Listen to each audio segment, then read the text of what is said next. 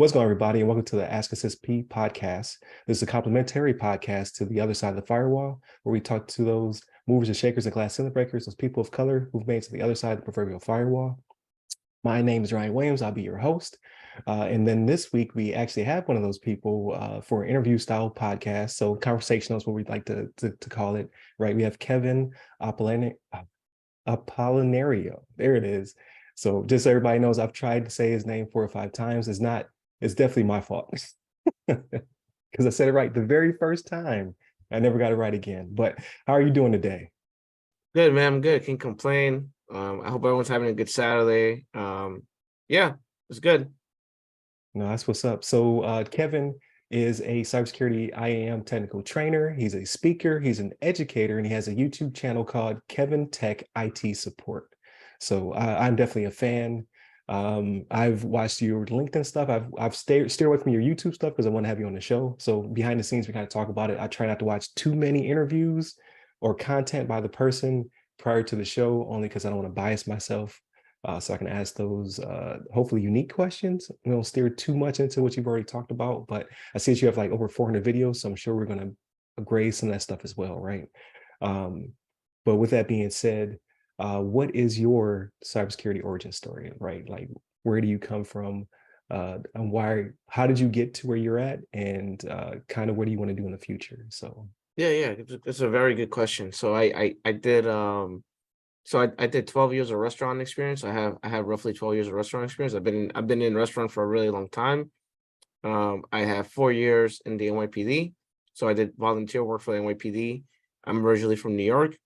And after that, what happened was I wanted to break into IT, but I didn't know how to get started in IT. So I'm a very huge gamer. I love like my Counter-Strike Source, my Team Fortress, just a bunch of video games that I played back then. And a lot of people that I play video games with, they were military veterans. So I actually play video games with military veterans, and one of them recommended to me the certifications like CompTIA A+, Network Plus, Security Plus. And at that time, I didn't know what that was. I'm like, A+, like you mean like your grade, like you're like you getting a grade for like a school or something? Like no, okay, it's a certification. I'm like, oh, okay. So then one of them recommended A+, and I went to a school, and they had the A+ as a curriculum, so you could learn the A+, Network Plus. I went to school and I actually studied the A+, and I got my A+ in that school. And while going into that school, like, because the teacher really liked me, he liked how I learned and everything, he gave me a chance, and he gave me an opportunity to be like a tech nerd in fixing computers. So like I was fixing computers for the school themselves, and I was doing hardware support for that school. Well, even though I didn't have a job or anything, it was just fixing their stuff. And then what happened was he recommended me to a company that was hiring at the time, and the hiring manager came and interviewed me. And the manager was there. He was at the school. I actually came in with a suit and a tie. They interviewed me, and my teacher said, "Yeah, this is a good student. He has potential. He could be someone that you may want to hire." So I'm like, "All right, that's fine. Let's see what happens." So I did the interview. The hiring manager was like, "Why should I hire you if you have no job experience? Like literally, you have no job experience. There's no reason why I should hire you. It makes no sense." And I gave him like I gave him like an answer that's like makes sense. Like, you should hire me because I have personality. So like, you could teach personality, but either have it or don't have it, or you learn it over time. Like my personality is good, like for customer service. I leverage my soft skills. So literally, I told him that I went into a restaurant, and the soft skills I have in restaurant, I could bring that into IT, and that's the reason why you should hire me. And he really liked that answer. He liked the fact that I have soft skills, and he took a chance on me and he hired me. And then I got into IT that way. And that's how I started my first job in IT. And I started as a field technician for the Department of Education. And I moved my way up into IT support, help desk, desktop support. I worked for an MSP, worked for multiple hedge funds, worked for a big hedge fund, a Japanese company, and I moved up the ladder after that. And while being in IT, I started my YouTube channel because I had a YouTube channel. At that time, my YouTube channel didn't exist. I started my YouTube channel because I I was not happy with people giving me information online. So I'm like, you know what? Let me make my own channel and see if I could teach people how to break into IT. So then I thought the idea of making a YouTube channel, and I started that as well while being in IT for the first time in the beginning of my years. And for cybersecurity, because you were telling me like my origin story, like I literally like got into cybersecurity like this year. I didn't do anything special. I didn't do anything crazy. Literally, what I did was I networked. So like I reached out to people. I talked to people that are in cybersecurity. I talked to people that already have a job in cybersecurity, and I joined a lot of social events. When the time came for a job that I saw that I really liked, I literally just networked and I literally just put somebody as a reference. And the job I applied for was for an IM role, and the person from Sign to One, he's like, Kev, you're a nice guy. Like, I really like you. Like, you should put me as a reference. Like, if you ever see a job like that you like you should definitely apply to this job and put me as a reference. I don't mind. Like, put me as a reference. Like, and I literally hanged out with somebody from Sign to One, and I became cool with him. We just I don't know, we just clicked immediately. And he told me to put him as a reference. I literally put him as a reference, and I did my job interview. And I thought I didn't do good at the job until I'm like, oh, I'm not gonna get this job. And then for some reason they call me back, and I don't know why they call me back, but they call me back. And my manager took a chance on me, and yeah, I'm in cybersecurity now. But literally, I got my job because of networking. I didn't do anything special. No, that's amazing. So there's a lot to unpack there, right? So like you framed it really well. So I didn't want to cut you off. So you said you were law enforcement, you were in restaurants, IT help desk support, worked your way up the rungs, and now you're in cybersecurity, right? And you leverage your soft skills to make that happen. What amazes me is the more I talk to people, I see so many people who've made that pivot, whether it be law enforcement, the restaurant services. I've talked to people in medical, right? Because that one always blows my mind because there's always gonna be sick people. So it's like, what allured you that make you want to leave that to come here? A lot of it's COVID, but aside from that, just people interest, right? So you said that you were playing video games, military veterans. It piqued your interest.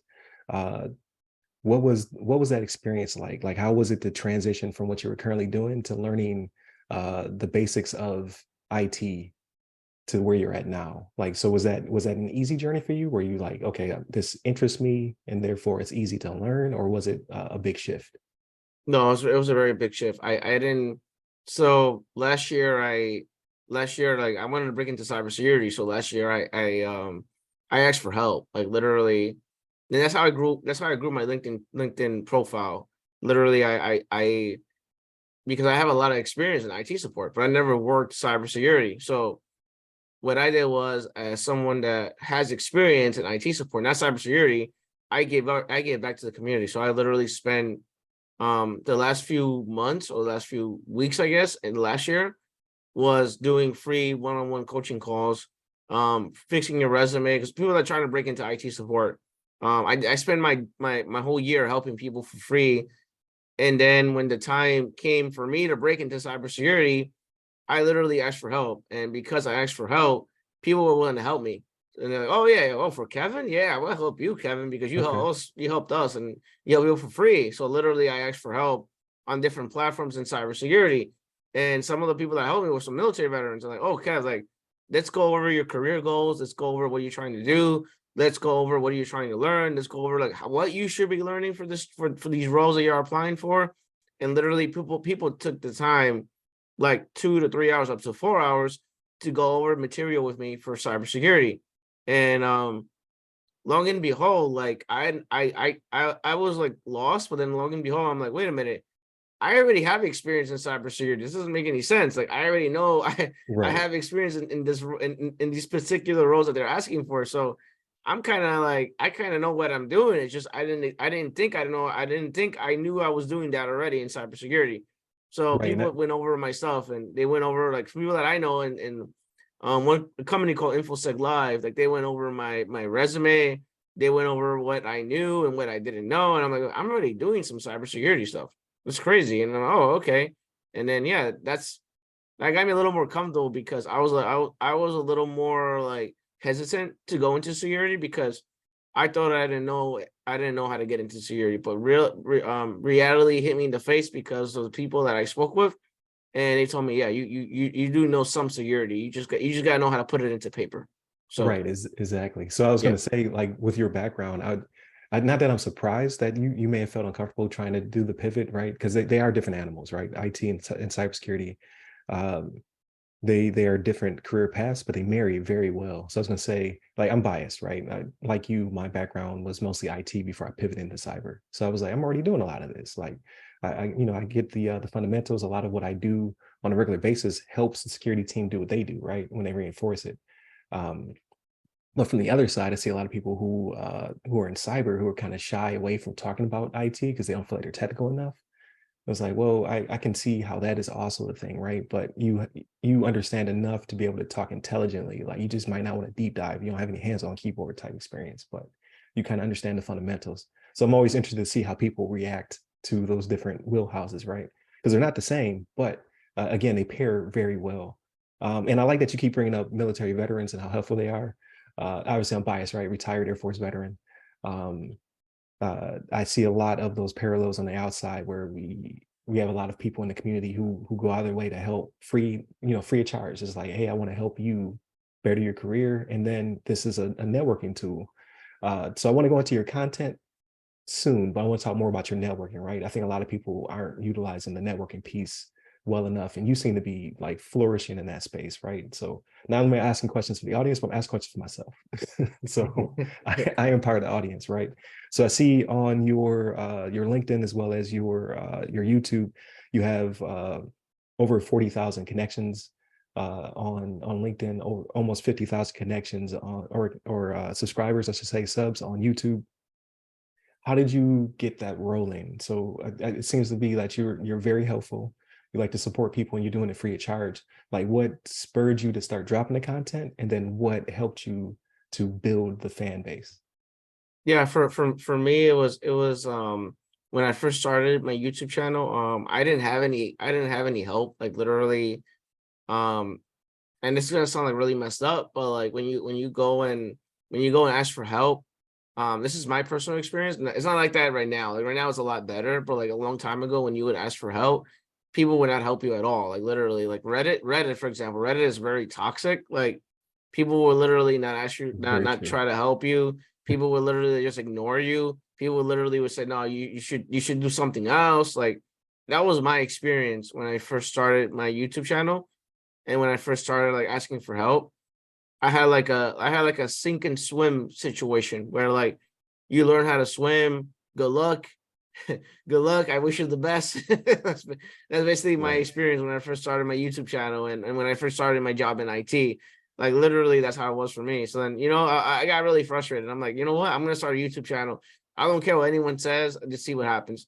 And the I guess like not to sound negative, but like the toxic comments I would get on YouTube was insane. Like when I first started my YouTube channel, like oh yeah, this video sucks, or your accent, your accent is horrible, or you don't know how to teach. And Mm. I got some really bad comments, and I didn't give up no matter what. Like, I didn't give up, and that's what my mindset is like that. Like, I don't listen to people. I ignore all the noise around me. Literally, I just ignore people. I just do whatever I want. So that all right, let me just keep making videos, and then years later I got into other YouTube channels. I know who I was. Like I'm talking about like like I started in 2016, going into 2020. I had another YouTube channel that's a really big YouTube channel. He saw my videos, like another YouTube channel called Job Skillshare, and he's like, "You have similar videos to me." And I went into his content, and I'm like, "Oh, wow, we have almost the same videos." And I started collabing with him, and then that really got me like, I really like made my channel jump like crazy. Him and a few other YouTube channels. Not just him, like a bunch of other like I like the bearded IT dad. I collab a lot. So like me, I don't discriminate with YouTube channels. Like I literally love collabing with other YouTube channels. So I started collabing with a lot of YouTube channels in 2020, and that helped me jump my channel because literally people didn't know who I was. Like I went to Job Skillshare, I went to InfoSec Pat, I went to another channel called Beard IT Dad, I went to another channel called Keep It Techie. I got interviewed by a big channel called The One Life Foot, who has like 50,000 subscribers, and Yeah, so like literally I just collab with YouTube channels, and then people were watching my videos, people were like, who is this Kevin guy? And they saw my videos, and they saw like how I teach, like, because I teach in a non-traditional way.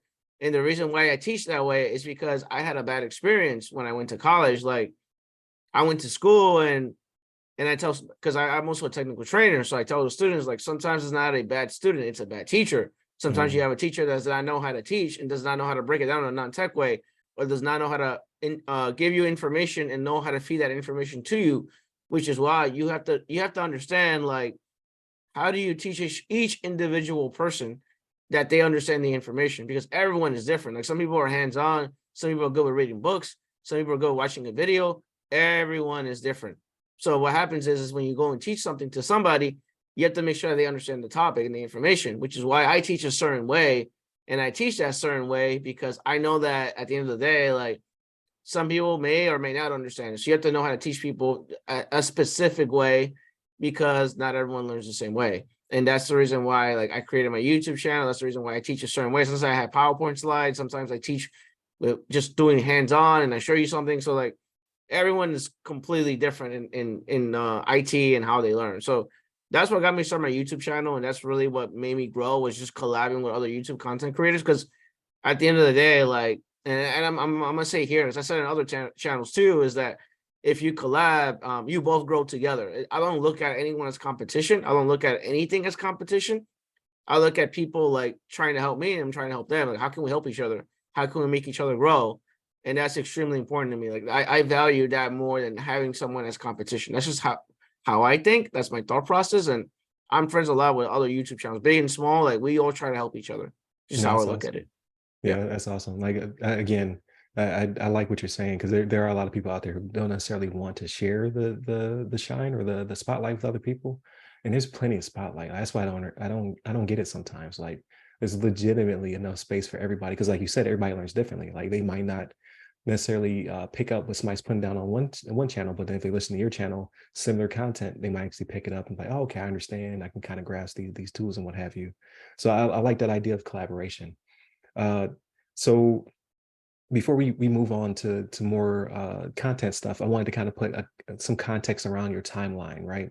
So you have the law enforcement. You said you were in restaurants for the industry for like 12 years. How long, IT wise, did it take you to get from I'm just starting out and trying to figure this thing out and getting my certifications and education and what have you to where you're at now? How many years have passed? Man, it's been a while, like probably like 8 years, maybe. No, that's good. That's good, because a lot of people think they could just like jump straight to the pinnacle, right? And I kind of always try to frame it like, because you came up through help desk, right? A lot of people are like, "Ah, I don't want to do help desk. I want to jump over to this." And you can skip help desk, but like the skills that you're picking up, like those soft skills that you brought over that helped you, along the way, you've had almost 2 decades of different types of experiences that got you to where you're at. So for somebody who's just coming out of college, they might be like, oh, I just want to jump straight to management. It might be a little bit more difficult than you think, and not to discourage you, but I like when people add context. Like, no, I've done a lot of different things before I got to where I'm at. So I like for that to be shared as well. Like, it's not unrealistic for you to necessarily jump straight to the top. Like, you could be, out the gate, you could reach great heights. I'm not trying to discourage anybody, but a lot of the people I talk to who have like you a lot of content and a lot of connections and subs is because you have a lot of experience you built up over a long period of time. So 8 years might seem short to someone else, but 8 years might seem like forever to somebody who's just now starting out. Like, oh, I don't want to put that type of time in, but look at how much experience you've gained, right? And you're able to pass that to other people. So I thank you for sharing that, because I don't think a lot of people get that piece of IT and cybersecurity. Cybersecurity's been around for like decades, right? But like now it's the hot button. Everybody's like, oh, I want to jump right in that. Like, yeah, you can, but like we've been doing it for some time now. So you might again want to collaborate and learn and ask for help. And I'm glad you said that as well. So IT people have, like, at least for me, right? Like, again, my bias, I have a hard time asking for help, only because, like you said, like back in the day, people weren't that helpful. they would they would have beat their head on the wall to figure it out first, And then they want you to also suffer their journey, right? They're like, that's what builds character. Did you Google it? Like before you asked me the question? Like I used to hate that. Like, yeah. So now it's automatic response. Like if I see something I don't know, I'm Googling it. I'm watching videos. I'm trying to learn about it. And then once you get the answer and you go to the person, they're like, why don't you just ask me? I could have saved Yeah, you hours no, of time. yeah, no, I 100% agree with you. So like, yeah, like I tell people like, help desk is very like you don't have to start in help desk. I'm telling people right now, and I tell everyone like as always like, help desk is not for everyone. It's not for everyone because I say that because like some people are not good with customer service. So like you're gonna have people that work help desk, they're gonna hate it, like completely hate it because you gotta have like that. And I think you see my background. Like I worked in help desk for like it's not regular help desk. Like I have access to more stuff, and I worked in a financial firm. So like literally, like I work like top tier, white glove support. Like this better work, or I can't do my job, kind of deal. Like in help desk. Like for me with financial folks. So like, the reason why I like help desk for someone that's new is because one, it makes you well rounded. Number two is you get well rounded with fundamentals. Number three is that the fact that you get to work with other departments. So like a lot of people that work help desk typically they have to escalate tickets or they don't have access to it, right? So you're working with the sysadmin, network admin, cybersecurity, right? And then number four for me is like because you have help desk experience, you know how to communicate with a customer, you know how to talk to somebody. So like when you go and transfer over to cybersecurity, people think that cybersecurity is all about hacking and stuff like that. That's not true. Like it's you have to know how to talk to a customer. You have to know how to communicate with a customer. And and a lot of people that I know that I talk about me, like I know people because I train people and they're too damn technical and they don't know how to break something down in a non-tech way to someone that is trying to understand why you're adding this product like Splunk or 701 or CrowdStrike, and you don't have that soft skills or that way to explain to someone that is non-technical. You don't have those skills, right? So then if you do work help desk or you do work IT support, you know how to explain that to someone in a non-tech way. They're like, oh, okay, that makes sense, Kevin. Okay, that makes sense. That's the reason why you're using this product. So that's all right. That's why I talk about help desk a lot, because like a lot of people come to cybersecurity and they're too damn technical and they don't know how to talk to someone. And then when you're talking with executives and you're talking with C-level folks and you're trying to explain why we're spending hundreds and hundreds of dollars on this product, and you don't know how to explain that, because the manager's going to be like, or whoever you're talking to, the executive's going to be like, all right, let's just go buy that coffee machine. I don't care what you have Right. to say. Right. I You know, understand that. it's Yeah. just it's just how it is. So Right. No, that's great. Like, so it's the building up of those that experience that you have and then those soft skills and then utilizing those to bridge that gap. And I think a lot of people don't also get that once they get to the managerial level, right? They're just like, no, I know what I know. I'm very technical and I want to stay there, which is fine. However, you can't be frustrated when you're like you said, you're unable to explain to the C-suite, like, we need this and here is why. And then it's just like word vomit at them. They're just like, I don't get that. Like my degree is in business. I break down the numbers. Like, how does this help us make money? How does this help us to solve problems? How does this help us to retain customers? Things of that nature. So no, that's great. That is all really good information. So when it comes to content, because I kept promising we were going to get there, right? So I see you have your LinkedIn content, you have your YouTube content. What spurs you to generate that content? And like what gives you the ideas of what you should be putting out there to people? yeah, with me is just sound really random, but like I don't really have any ideas. Like literally what I do is I literally just take a break from social media. I literally just think about it. Like I will literally go outside and just take a break and not even think about social media. Like my like literally yesterday, I'll give you a real life example. Literally yesterday, I went running, right? I ran yesterday and I left my phone on my desk. And people that I know on YouTube were like, wait, you left your phone on your desk. Yeah, Why? I was like, oh man, That's I would weird. have Like, felt naked. why? I'm out there running naked. And I tell people like, yeah, I sometimes I remove myself from social media. I remove myself from my phone because when I'm running or when I'm doing exercise or when I'm by myself, I think a lot clearer that way. I think a lot better that way. So then the ideas come to me that way. Like literally, like it comes from me. My ideas come to me like literally from not being on social media, or literally comes from me from doing something I like for example, like video games or something like I don't know, anything that interests me, like hobbies, like that I have, anything that I do that gives me ideas. Either I get ideas from that, or I get people, because I have my own Discord. I get people on Discord that tell me, "Oh yeah, you should make a video on this, or you Okay. should do a video on that, or you should go. Why haven't you covered this yet?" And I'm like, "Yeah, you're right. I'll cover that in a couple. I'll cover that real soon." And then out of nowhere, oh, well, Kev made a video on this. Like, yeah. So like my ideas come from people, but also comes from me like taking a break from technology. So No, that's awesome. So very similar, right? Maybe that's the key, is to separate yourself. I can't run without some kind of tech on me though. Like I gotta have that access. It's just I guess I'm chained to the phone, right? Or my watch. Like I need to be able to have that communication. But my thing is the shower. So like I come up with most of my ideas when I'm in the like I'm trying not to think about work, right? I'm just trying to relax, trying to wake myself up. I'm getting ready for my day, and then something will come from the back of my mind to the front, like, oh man, I should have did this, or oh man, I should do this next. But then I don't have the ability to write it down. It's something in the shower. So I've lost a few ideas on the way to the office in that manner. But no, that's great. Um, so what do you think causes people to gravitate to your content? Because again, like you have a pretty big following. Like I literally did not know how large it was, because we met by happenstance. Like it was like a connection of a connection, like one of your posts. And I was just like, who is this guy? So I click on it, and you were basically again, collaboration. You're like, introduce it was either your podcast, your content, or introduce yourself, something to that extent. And I always jump on those. I'm like, hey, this gives me a new audience to introduce myself, right? So I appreciate you for putting this out here. Here's what I do. Here's my podcast, yada yada yada. Um, and I was like, you know what? I kind of want to, like, I see this guy has some content. I kind of want to get him on the show. And then I clicked on your bio, and I was like, yo, he has a humongous amount of connections. I was like, he might not want to be on here. So I was like, I'm gonna put it out there and see if he bites. And then you, like you said, you're big in collaboration. So you're like, yeah, I'll come on the show. I was like, wow, okay. Like, yeah, I definitely like to have you on.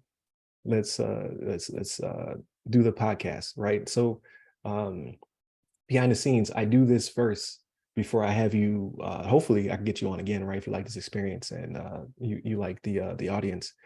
To the other side of the firewall podcast, where we do the news slash we talk about all things that are not side related on the final episode. But this proves if you're crazy or not, right? This is the filter. Like I get you on this one. It's only an hour of both of our time. If it's not going to work out, I know right now. And then I save us both a week long of content. Like we record everything one day, but I push it out for an entire week. So I don't want to lose an entire week, because somebody came on and was just like, "Yo, this dude, he is off the rocker." But no, so far so good. So I say I would say, like, thank you for coming on, because again, you do have a lot of stuff going on. You have a lot of content, things of that nature. So it shows that you truly are into collaboration, because like our audience, although they're the most amazing audience on the planet, don't get me wrong, we just don't have as many of them as you do. So that's pretty cool. So I greatly appreciate that. So we talked about your background. We talked about your experience. We did get some really good insights on how long.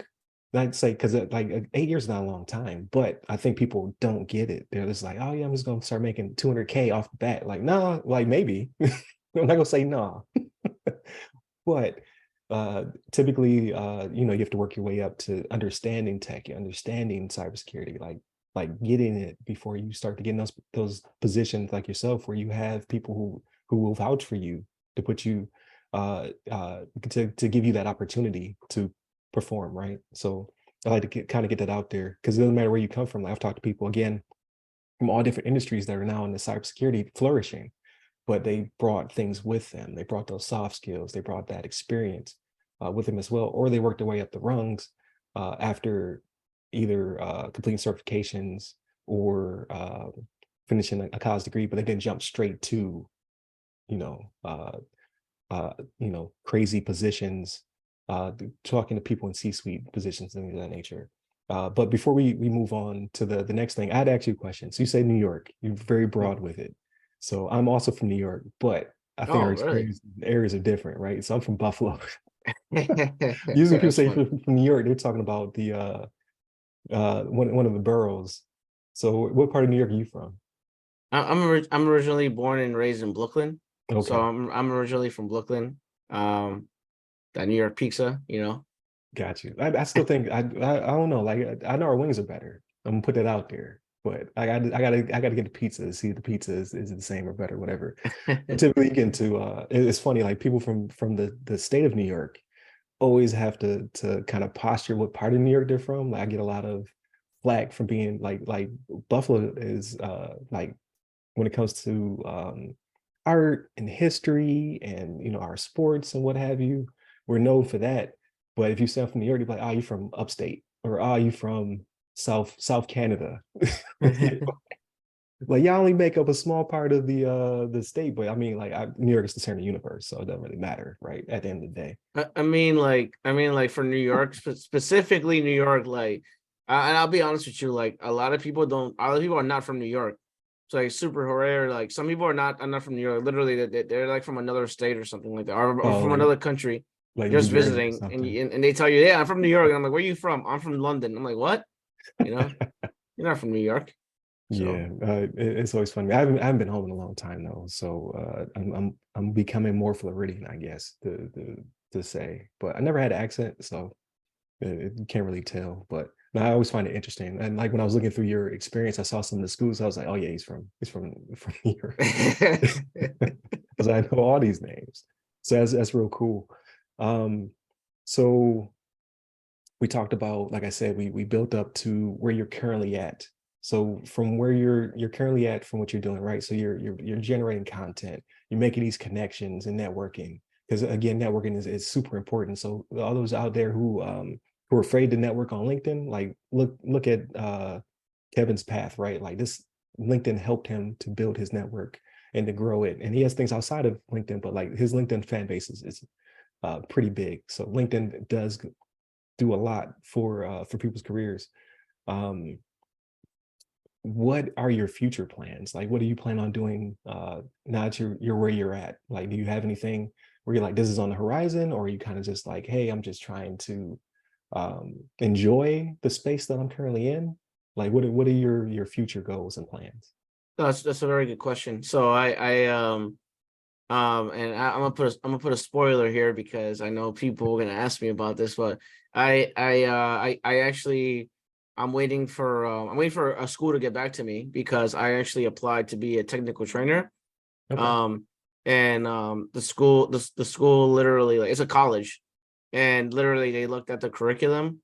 They looked at the Google IT support course, hmm, and they didn't like the curriculum. They didn't like the fact that I didn't teach a bunch of stuff for IT support. And like who we my one of my YouTube channels that I know, I'm first with a big YouTube channel, and he recommended me for the school. And okay, who's this Kevin guy? And they're like, oh wow, he teaches IT support. And like, oh yeah, we should hire this guy. So I may be a teacher for a school. I'm not sure yet. We'll see what happens. That's one thing that's going on with me right now. The other thing that's okay, going on with me right now is I am friends with the CEO of Cyber Mentor Dojo, and Cyber Mentor Dojo is a cybersecurity company that does mentoring for free in cybersecurity. awesome. You could volunteer there if you like. The CEO is a military veteran, and I'm working on a course for them. So I'm working on a course for that company. That's number two. Number three is I'm working on a course for and I'm always doing courses for different military veteran platforms. The second one is Peter Klein from Boots to Books. I Okay, have to make a video for him as well. I've been making videos for them for a while. I want to make a course for them as well. And then like the fourth thing that I'm working on right now is I want to make a course for myself. There's a course that I want to make for IT support. And I want to actually promote that. And that supposedly we'll see if that goes well. If it goes well, I should be able to move my course over to TCM security if it goes well. And then the last but not least is like I don't see myself being in IM for a while. Like I see myself leaving IM at some point, probably going into a manager or a director role in cybersecurity. So yeah, I'm very busy. I also have other things that I'm doing outside of that because you didn't ask me my whole background. Like I literally do tech training for military veterans. I literally do tech training for people in school. I do tech training for a company called Job Skill Share. I volunteer my time for Raíces Cyber, which is a platform for Latinos, Latinas, and we're partnered with Blacks in cybersecurity, women in cybersecurity. Those are things that I do outside of my 8 to 5 job. Okay. I don't have time for anyone else or anything. I just have time to work. That's it, literally. Like, I'm not married or anything, so like I'm very busy. So yeah. Yes, I mean that's an understatement. Like that's you have a lot going on, and again, it shows your genuine support uh, for collaboration and helping people out, right? Like you have all these things, especially within uh, the military veterans, right? So I'm definitely always down for that. But then you also brought in Blacks in cybersecurity, women in cybersecurity. You have what was the name of the one for Latinos and Yeah, Latinas? yeah. So I'm a chapter director for New York. I work for Raíces Cyber. So There it is. we do tech training for free for Latinos, Latinas, because if you do the percentage, like 8%, I think it's 8%. I'm not 100% sure, but I think it's 8% that 8% of the population in the United States, they're African American trying to get into IT and cybersecurity or just IT in general. And there's not really a lot African Right. Americans in IT, which is really frustrating. And then 5% is Latinos, Latinas trying to get into IT.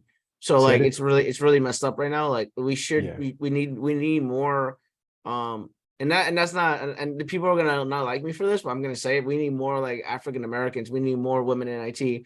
We need more veterans. We need more Latinos, Latinas in IT. Like those things Oh, are yeah, missing. absolutely. Like it's super rare that you see someone that looks like you in IT, and it actually motivates other people to actually get into IT because if Kevin can do it because he's Hispanic, I could do it too, right?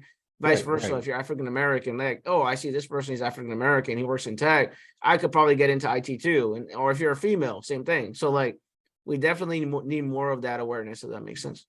Yeah, absolutely. So you're preaching to the choir, right? So that's the purpose of the platform. So like we started 3 years ago, and back then it was 7%. It's only 7% of IT and cybersecurity was people of color. Since then, it's grown to 9%, right? You're like, oh wow, 2%. I mean, which is great. I'm glad for that to happen. But over 3 years, we're hoping continue to grow, get bigger and better. We always make the joke like, no, we want it to be 97%, right? We want to flip the the scale. So no one, at least no one listening to my platform should be upset because that's why they come here, right? That's the entire purpose of the platform. So I've been blessed to not have any of the naysayers in that way. But obviously, as we grow, I'm sure some people will show up to the party and be like, oh, I don't like it. Well, you're not invited to the parties. It is what it is. But hopefully, most people who are not people of color come to the platform to be that collaborator, to be that ally, to give a hand up in that respect. So no, definitely, we're seeing eye to eye there. So um, I did not know the Latin stats though, that Latin Hispanic stats. So that's good to find out, and hopefully that also grows as well. Like there are just not enough. There's just not enough diversity in cybersecurity. So that's the elevator pitch for the podcast whenever I bring it up to people is it's a cybersecurity DE&I podcast. And that usually Mhm. sums it up pretty well for people. Like, oh, okay, I get it. So that is the reason for its existence. But I'm glad you brought up all of the things that you're doing because again, it shows your character and hopefully it brings more people to your platform to gather that content. But then it easily lets me pivot. It's like that meme with Wade and LeBron when you throw the ball up to what you were doing outside of cybersecurity. So it sounds like you don't have a lot of time at all. So my thinking would be that when you do need to unwind, it's laser focused, right? So you talked about you run, you talked about you do play games. So what does that look like when you do have time off? What are you doing with that time? Oh, when I had time off, I'm either and it's still IT related. I'm either mentoring someone or I'm coaching someone. I'm either coaching and mentoring someone or I'm studying. Like I'm studying like right now I'm doing the Google cybersecurity course. I'm not sure if you've taken it, but Not yet. No, it's on my list. It's yeah. yeah. So I'm doing that right now. So I've been doing that every week because it's like it's supposed to be 6 months long. So I'm doing it's very long, super long. Right. I'm doing that right now, and it's pretty good. Like the Google cybersecurity course is really, really good. Like I'm gonna make a video on it probably, most likely Okay. covering like what it teaches and what it does. So like I'm either doing that If not, I'm either running or jogging because I do focus on exercise a lot because I used to be like a size 40 in pants, and then I dropped to like a size 32. I used to be Oh, really, really wow. fat. Okay. So like if you go and look at my old videos, I used to be like really chubby. Like you see my face is like it looks like a volleyball, like it was like a basketball, whatever. It looks like I was like really big. I was a really big guy, and I lost weight. So like I'm just trying to maintain my weight. So literally, like in my hobbies, like I usually exercise, I play video games. Either that, I'm doing a coaching call because I do coaching calls where I go over your resume, I go over your LinkedIn profile, and I fix certain things that you're asking for. Obviously that's not free, but like people do get jobs doing coaching calls with me. Like literally, like someone got a job last week.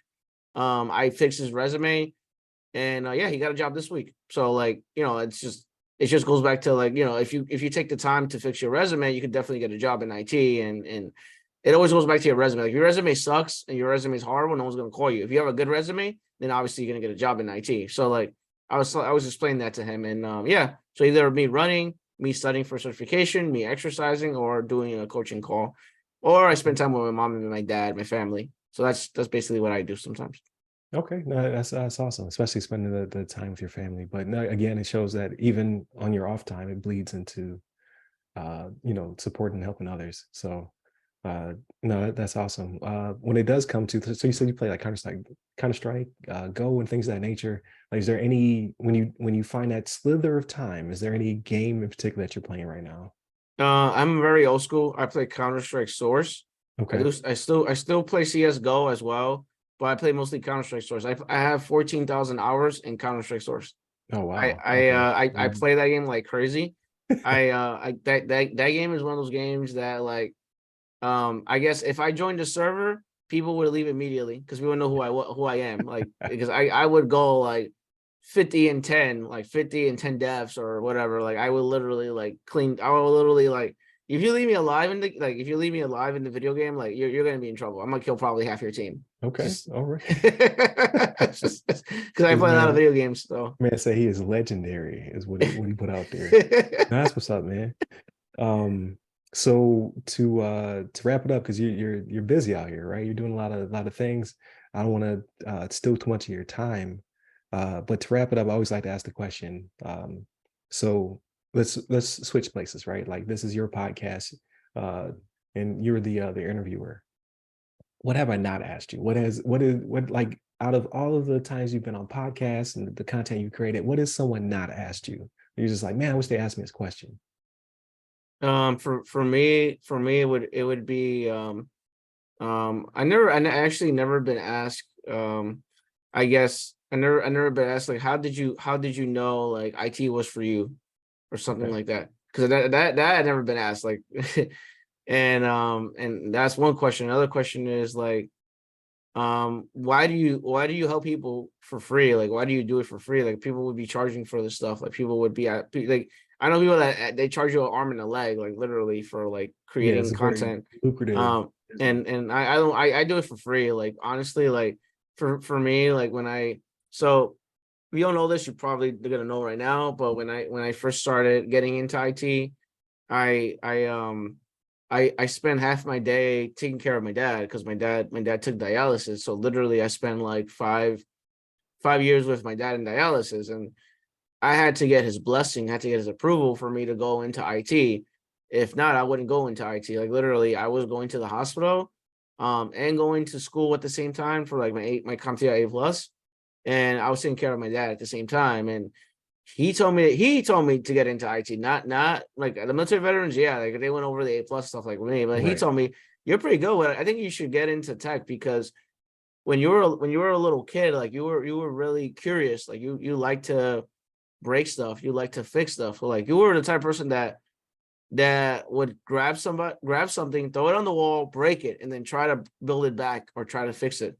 So you're very curious about that stuff. So I think IT would be for you, and like PC repair. That's what because at that time we didn't know IT was like Active Directory, Office Right. 365, or having some sort of tools that you're using. Like at that time, my dad thought that it was just like PC repair.